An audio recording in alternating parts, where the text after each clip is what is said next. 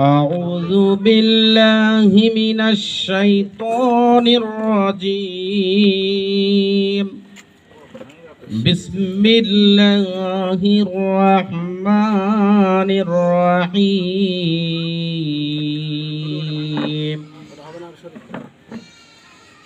يا أيها الذين آمنوا هل أدلكم على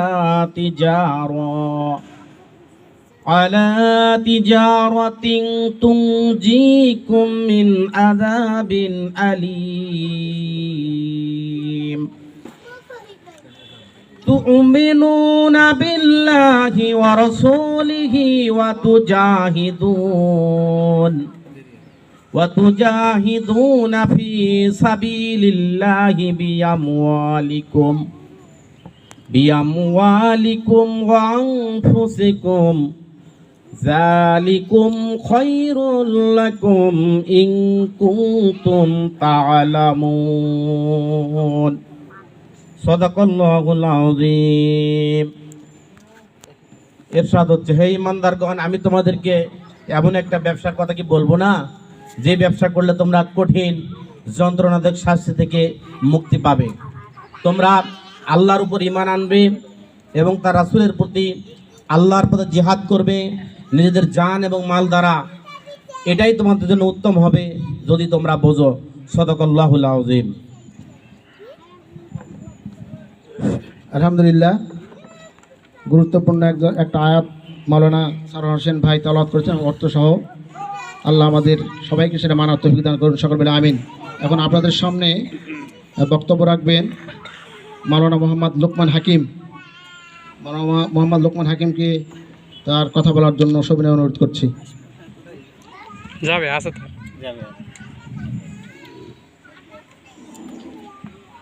আসসালামু আলাইকুম ওয়া রাহমাতুল্লাহি ওয়া বারাকাতুহু। আলহামদুলিল্লাহ ওয়া কাফা ওয়া সালামুন আলা ইবাদিল্লাযিনা ইসতাফা, আম্মা বা'দ। فقد قال الله تعالى في كلامه المجيد فرقان الحميد: أعوذ بالله من الشيطان الرجيم، بسم الله الرحمن الرحيم، أن أقيموا الدين ولا تتفرقوا فيه. قال النبي صلى الله عليه وسلم: لا طاعة لمخلوق في معصية الخالق.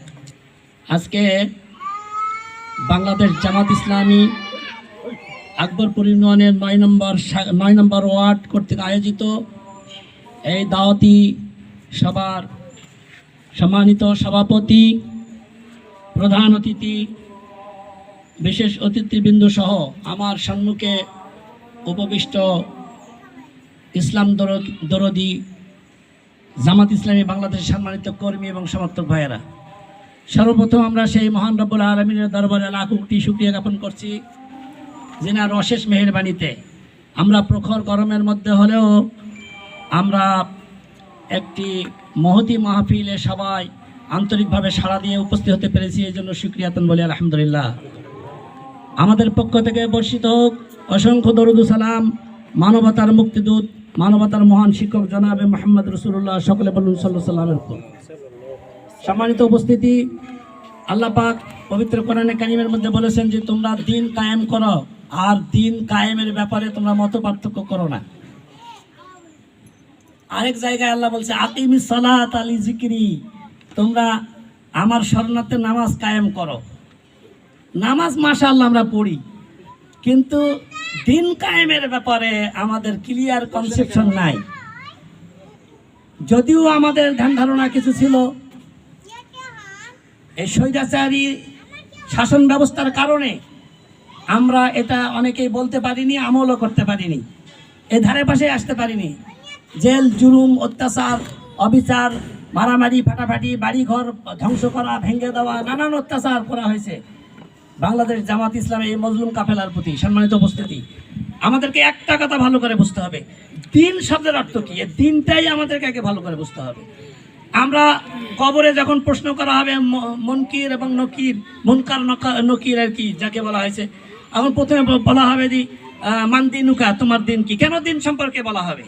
দিন সম্পর্কে এই জন্যই বলা হবে যে আল্লাহ পাক যেই দিন মনোনীত করেছেন আমাদের জন্য, যে জীবন ব্যবস্থা, এটার নাম হলো ইসলাম। এটার নাম কি? ইসলাম। কিন্তু আল্লাহ ব্যতীত আরো মানুষের কিছু জীবন ব্যবস্থা আছে।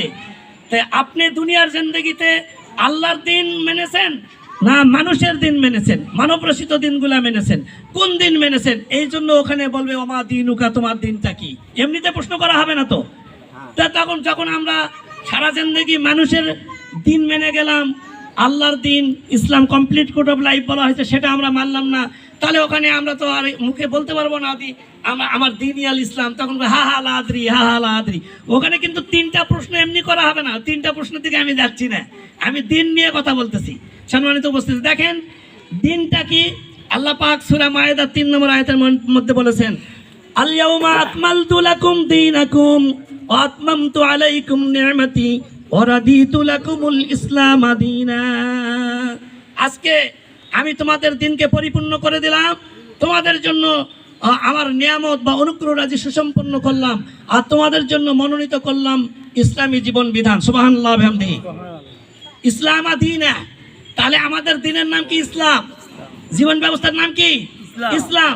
তাহলে আমরা বুকে হাত দিয়ে বলি, যারা আছি এখানে হয়তো আমরা মনে প্রাণে বিশ্বাস করি, কিন্তু আমার কথা হলো যারা এটা করেন না, যারা করি না, বা এতদিনতে ভয় ভীতির কারণে আমরা আসতে পারি নাই, আমাদেরকে এই ভয় ভীতিকে উপেক্ষা করে ইসলামী জীবন ব্যবস্থা যতদিন না কায়েম হয়েছে ততদিন পর্যন্ত আমার একটি মাত্র লক্ষ্য উদ্দেশ্য থাকতে হবে যে দিন কিভাবে কায়েম হবে। এতদিন যা হয়েছে জাহান্নাম